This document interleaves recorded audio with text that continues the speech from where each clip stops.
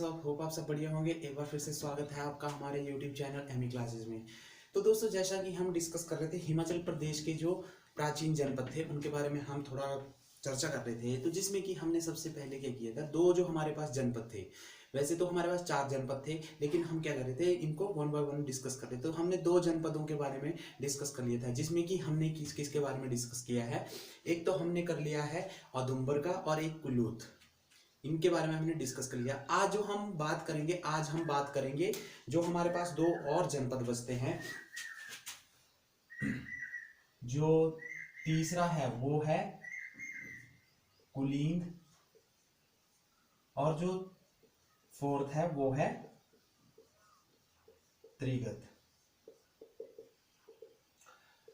तो आज हम इन 2 जो जनपद बचे थे इनके बारे में डिस्कस करेंगे। तो सबसे पहले हम बात करेंगे कुलीन जनपद की, कि ये जो कुलीन जनपद था इसका आरंभ कैसे हुआ, किसने इसकी स्थापना करी थी। तो ये सारे क्या थे, ये इसमें हम डिस्कस करेंगे। ओके, तो सबसे चलो इसके बारे में हम थोड़ा जान लेते हैं कि जो हमारे पास जो कुलीन जनपद था तो वो राजा अमोघ मूर्ति हुआ करते थे। राजा अमोघ मूर्ति, अमोघ मूर्ति नाम के कोई राजा रहते थे उस समय, जिन्होंने क्या किया था, जो ये हमारा कुलीन जनपद था इसकी स्थापना करी थी।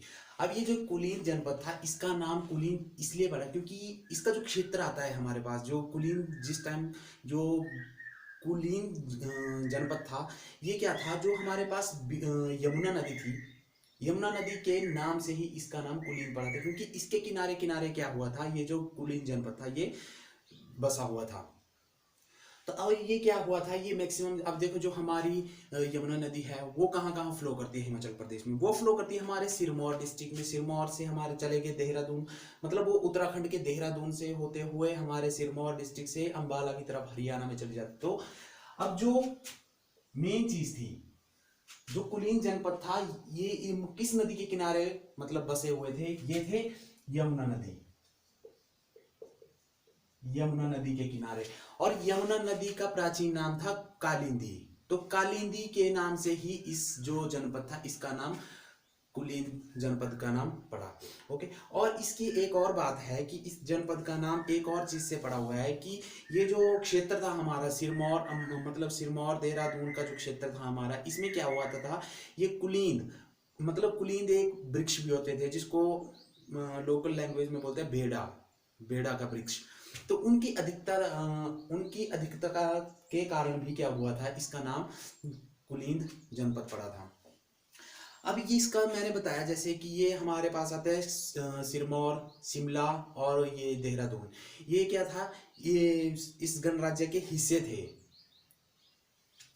और इसका जो उल्लेख था, जो कुलीन जनपद था, इसका उल्लेख हमें मार्कंडेय पुराण, विष्णु पुराण, वायु पुराण इत्यादि इन सब में मिलता है, इसका जो उल्लेख था। और इसका उल्लेख हमें महाभारत काल में भी मिलता है, महाभारत काल। ओके, अब महाभारत काल में कैसे इसका जो वर्णन देखने को मिलता है, क्योंकि महाभारत काल में क्या हुआ था, जो अर्जुन थे उन्होंने क्या किया था, जो कुलिंदे के ऊपर जब वो अपने अज्ञातवास के समय जब आए थे तो उनका युद्ध कुलिंदों से हुआ था अर्जुन का, और उस अर्जुन ने क्या किया था, कुलिंदों के ऊपर विजय प्राप्त कर ली थी, जिससे कि क्या हुआ था, वहां के उस समय कुलिंद जो कुलिंद जनपद था वहां उसके एक राजा होते थे सुबाहु। महाभारत के समय कुलिंदों के एक राजा होते थे, राजा सुबाहु।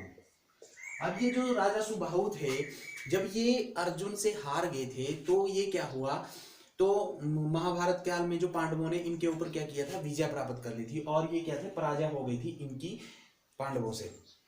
तो उसके बाद क्या हुआ, जो राजा सुबाहु थे तो उन्होंने क्या किया था, अपने जब पांडवों ने राजसूय, मतलब एक यज्ञ होता था राजसूय यज्ञ, तो जब वो यज्ञ करवाया था पांडवों ने, तो उस यज्ञ में क्या हुआ था, इस राजा ने क्या किया था, युधिष्ठिर को एक उपहार दिया था।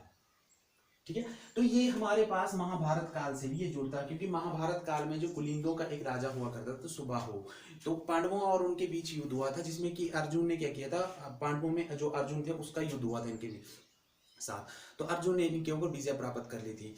तो ये था हमारे पास क्या था, ये थोड़ा सा कुलीन जनपद के बारे में थोड़ा इतिहास था हमारे पास। अब देखो इनका क्या था, इसके जो होते थे ना प्राचीन सिक्के, अब इनके जो सिक्के थे, इनके सिक्कों के ऊपर एक राजा हुआ करते थे ना, अमोघ मूर्ति, जिसके नाम मैंने अभी बताया था कि जिसने स्थापना करी थी इस जनपद की। तो राजा अमोघ मूर्ति की मतलब वो आकृति इनके सिक्कों पे पाई गई है। और इनके जो सिक्के थे ये सिरमौर, अंबाला, मतलब इन जगहों पे ये सिक्के पाए गए थे। और इसका हमारे पास एक क्या थे, आर्कियोलॉजिस्ट थे टॉमेली।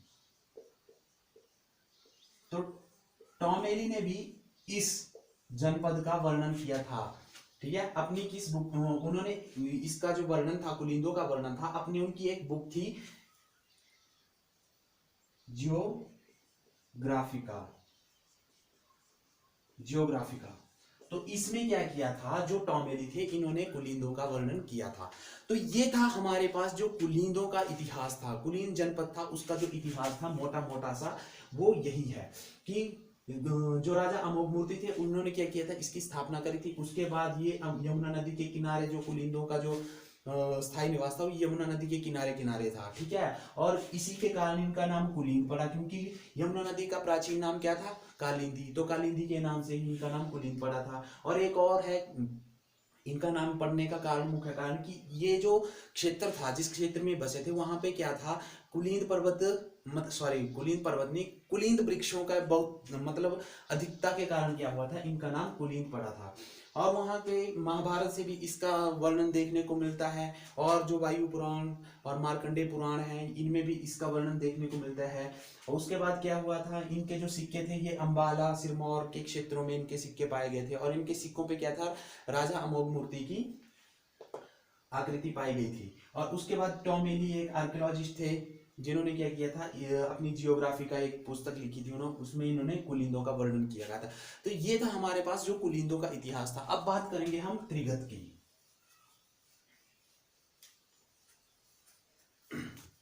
त्रिगत, अब जो त्रिगत जनपद था ये हिमाचल प्रदेश का सबसे पुराना जनपद था और ये सबसे पुरानी रियासत थी, जिसकी स्थापना किसने की थी, भूमिचंद ने की थी इसकी स्थापना। इस जनपद की स्थापना किसने की थी, भूमिचंद ने। अब भूमिचंद के पीढ़ियों के आगे एक राजा आए थे, सुशर्मा, ठीक है।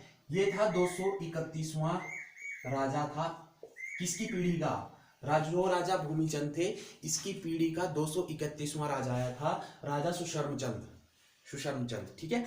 तो अब ये क्या था, अब त्रिगत अब हमारे पास क्या था,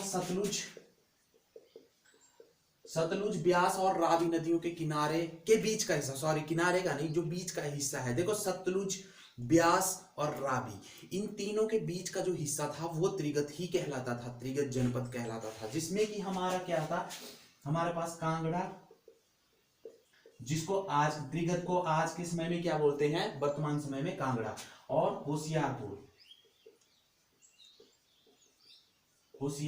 जालंधर, ये सारे किस में आते थे, ये सारे त्रिगत में ही आते थे। सॉरी होशियारपुर नहीं, लेकिन ये जालंधर आता था, ठीक है।